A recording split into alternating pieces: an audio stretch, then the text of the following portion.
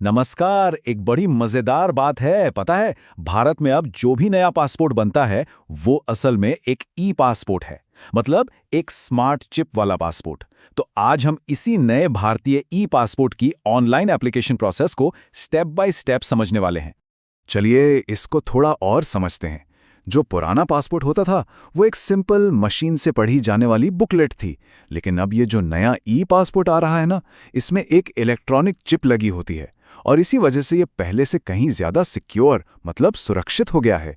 यही है सबसे बड़ा और सबसे जरूरी बदलाव। देखिए, इस पूरे एप्लीकेशन के सफर को आसान बनाने के लिए हमने इसे 5 मेन स्टेजेस में बांट दिया है। पहला, शुरुआत कैसे करें और कौन से डॉक्यूमेंट्स चाहिए। दूसरा, एप्लीकेशन फॉर्म कैसे भरना है। तीसरा, पेमेंट और अपॉइंटमेंट। चौथा, पासपोर्ट सेवा केंद्र में क्या होता है। और आखिर में पुलिस चेक और पासपोर्ट की डिलीवरी। तो पहला स्टेज है तैयारी का, यानी रजिस्ट्रेशन और डॉक्यूमेंट्स इकट्ठा करना। एक बात याद रखिए, अगर तैयारी अच्छी हो ना तो एप्लीकेशन प्रोसेस एकदम मक्खन की तरह निकल जाता है। ऑनलाइन प्रोसेस शुरू करने से भी पहले कुछ जरूरी कागजात तैयार रखना बहुत जरूरी है। जैसे जन्म की तारीख के प्रूफ के लिए 10वीं की मार्कशीट, पैन कार्ड या बर्थ सर्टिफिकेट, इनमें से कोई भी चल जाएगा। पते के प्रूफ के लिए आधार कार्ड, वोटर आईडी या कोई बिजली पानी का बिल। और हाँ, नॉन ईसीआर स्टेटस के लिए 10वीं पास का सर्टिफिकेट बहुत जरूरी होता है। अच्छा, अब पोर्टल पर रजिस्टर कैसे करना है? बहुत सिंपल है। सबसे पहले passportindia.gov.in पर जाइए, वहां रजिस्टर पर क्लिक करके पासपोर्ट ऑफिस चुन लीजिए। फिर अपना नाम और ईमेल एड्रेस भरिए। एक छोटी सी टिप है, अपनी ईमेल को ही लॉगिन आईडी बना लीजिए, याद रखने में आसानी होती है। बस आखिर में ईमेल पर आए ओटीपी को डालकर रजिस्ट्रेशन पूरा कर लीजिए। हो गया आपका अकाउंट तैयार। तो अब आते हैं दूसरे स्टेज पर, एप्लीकेशन फॉर्म भरना। ये ऑनलाइन प्रोसेस का सबसे मेन हिस्सा है। देखने में शायद लंबा लगे, पर जब इसे छोटे छोटे हिस्सों में देखते हैं तो ये काफी आसान हो जाता है। जो लोग पहली बार अप्लाई कर रहे हैं उनके लिए कुछ बेसिक ऑप्शन होते हैं।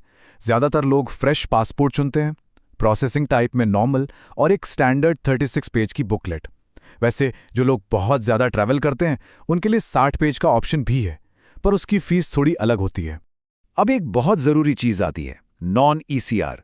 इसका पूरा मतलब है इमिग्रेशन चेक नॉट रिक्वायर्ड। अब ये है क्या?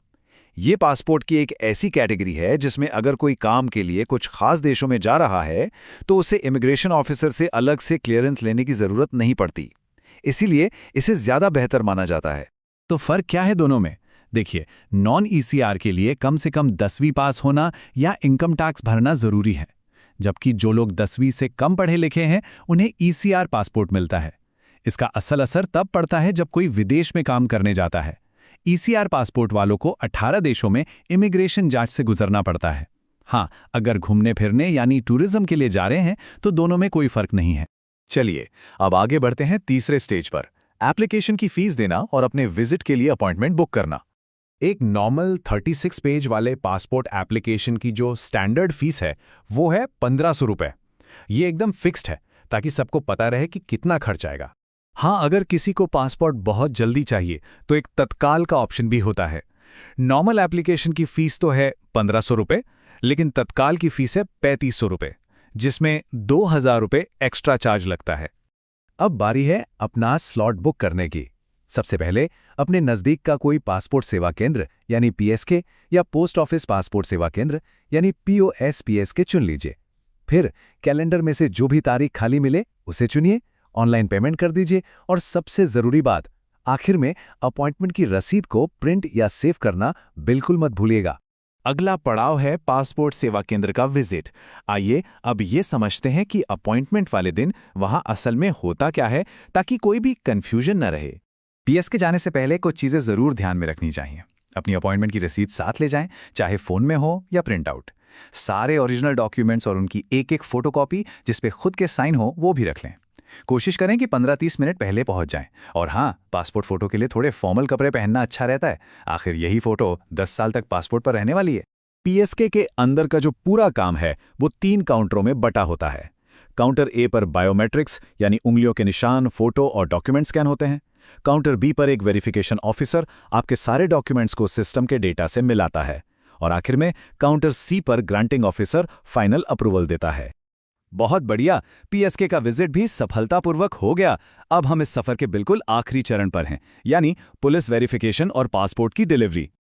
तो अब पासपोर्ट हाथ में आने तक कितना समय लगता है, एक अंदाजा ले लेते हैं। मान लीजिए पहले दिन पीएसके विजिट हुआ और फाइल को ग्रांटेड का स्टेटस मिल गया, तो 3 से 5 दिन में पुलिस वेरिफिकेशन शुरू हो जाता है। फिर 7 से 10 दिन में वो क्लियर हो जाता है। 12 से 15 दिन में पासपोर्ट प्रिंट होकर स्पीड पोस्ट से निकल जाता है और करीब 15 से 20 दिनों में वो आपके घर पर डिलीवर हो जाता है।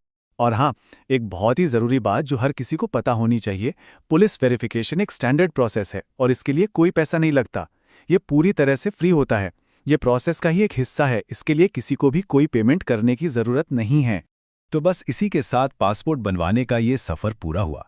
अब सोचिए, जब नया चमचमाता हुआ ई पासपोर्ट हाथ में होगा तो पहली ट्रिप कहाँ की होगी? सोचने वाली बात है ना?